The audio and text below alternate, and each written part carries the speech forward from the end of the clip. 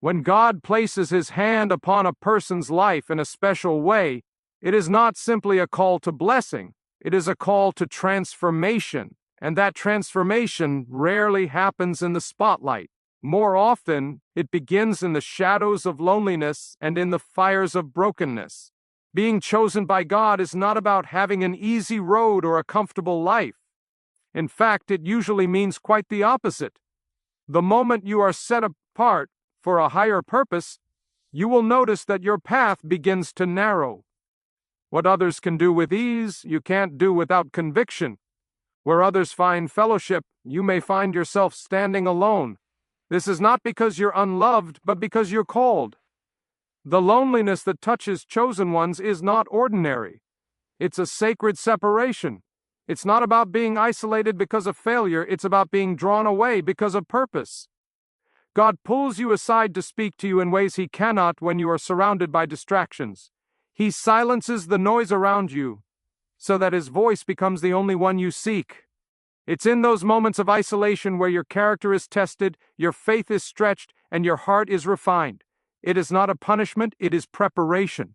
In those quiet seasons, you might feel abandoned, overlooked, or forgotten. You may cry out asking why the ones you cared for have turned away, why relationships faded, or why your prayers seem to echo in emptiness. But this is where the deeper work is done.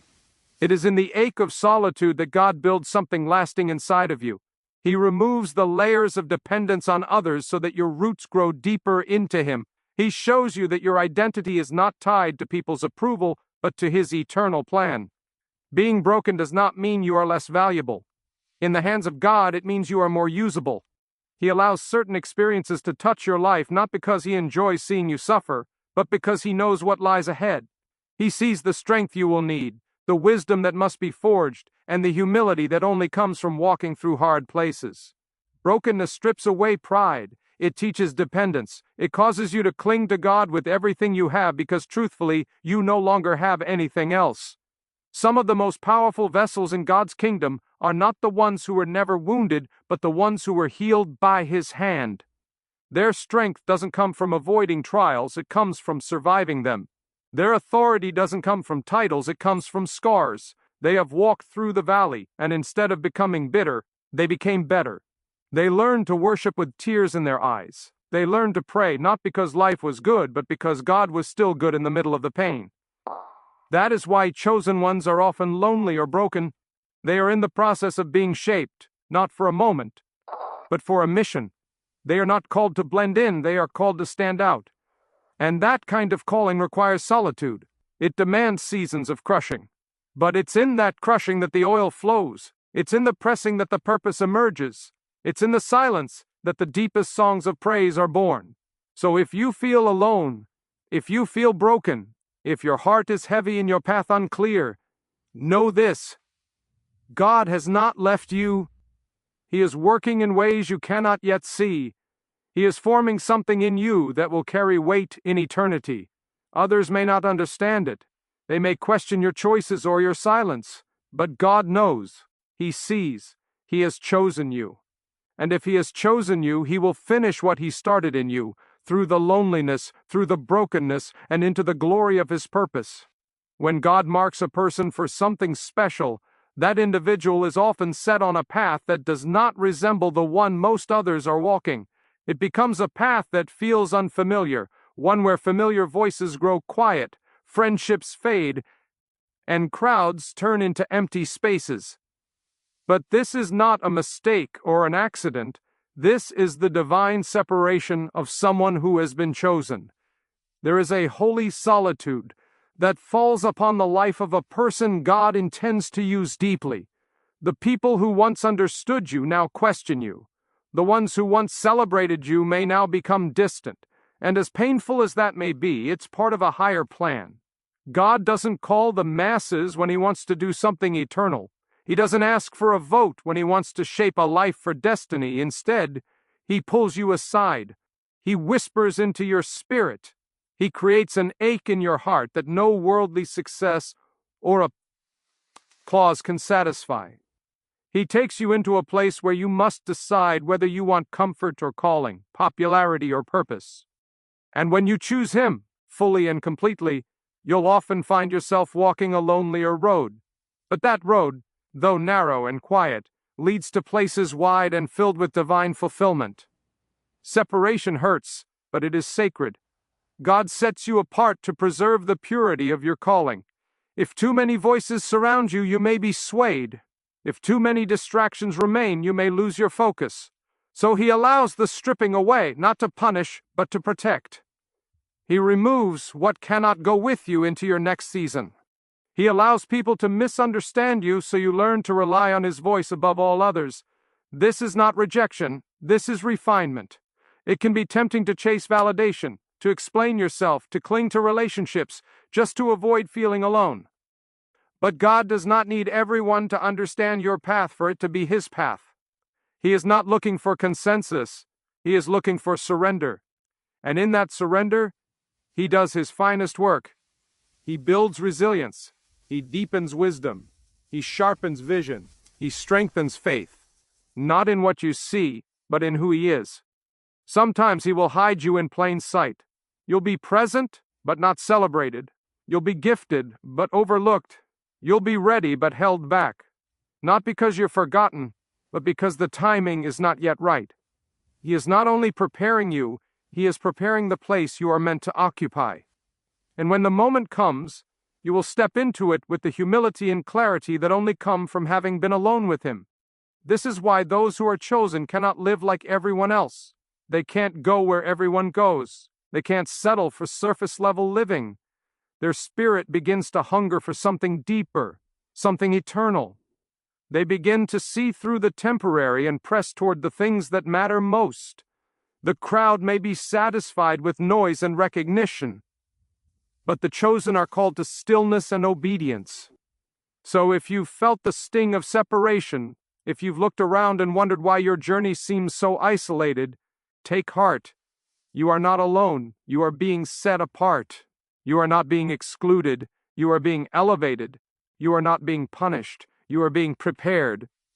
The silence in your life is the stage on which God will soon reveal His glory. The loneliness is not a void. It is a space where He fills you with Himself. And in time you'll understand why the crowd could never go with you. You'll see why certain doors had to close. You'll be grateful for the quiet seasons that felt so barren, because those were the seasons where your roots went deep. And what God builds in secret, He will use in power, not for your glory, but for His. The setting apart is not a detour, it is the path.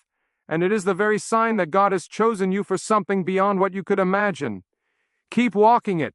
He is with you every step of the way. There is a certain kind of pain that feels like failure, but in the hands of God it becomes the foundation for something far greater. The process of being broken is not something we ask for, and it is certainly not something we enjoy. It comes with questions, with nights filled with tears, with moments when the weight of life feels too heavy to bear. Yet again and again in the stories of those God has used mightily, you'll find one common thread: brokenness, not as an end, but as a beginning. It is the door through which deeper strength enters, the soil in which true faith takes root. When a vessel is whole in its own strength, it often leaves little room for God to pour in. But when that vessel is cracked, chipped, or shattered, it becomes a canvas for His restoration. It is in the breaking that the pride is stripped away. It is in the breaking that our self-reliance dies.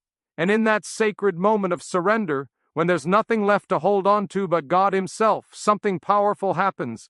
We finally realize that He was all we ever needed. We live in a world that views brokenness as weakness. Society urges us to hide our wounds, to wear a mask of strength, to pretend that we're always fine. But the kingdom of God does not operate like the world. In God's kingdom, brokenness is not a liability. It's a doorway to intimacy with Him. It's the very thing that allows us to be molded, reshaped, and filled with His glory. The cracks in our lives become the places where His light shines through. The scars become testimonies. The pain becomes purpose.